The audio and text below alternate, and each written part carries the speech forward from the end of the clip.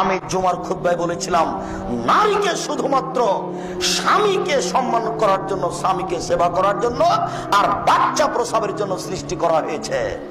এই বাক্যটি হেডলাইন ধরে ৩ নম্বর শ্রেণীর বদ নোংরা মানুষরা বলেছে, ওই মহিলাও বলেছে, বদ মহিলা, যে এত বড় বদ মানুষের বাংলাদেশে জায়গা হয়, আমাদের হয় না। তখন এই হেডলাইন লন্ডনের এক মহিলা ধরে বলছে, আমি এই বাক্যের বক্তাকে, কথককে চিনি না, তবে বাক্যটি ঠিক আছে। এই নিয়ে ৩-৪ পৃষ্ঠা লেখা নেটে দিয়েছিল, তোমরা অবশ্যই জানো। আমি বলেছিলাম, মহিলাদেরকে স্বামী সেবা এবং বাচ্চা প্রসবের জন্য আল্লাহ সৃষ্টি করেছেন, অন্য কাজের জন্য নয়। অফিস আদালত, কোর্ট কাচারি, শিক্ষা প্রতিষ্ঠান তাদের দিয়ে চালাতে হবে, এই জন্য আল্লাহ সৃষ্টি করেননি, তারা বিপজ্জনক বস্তু।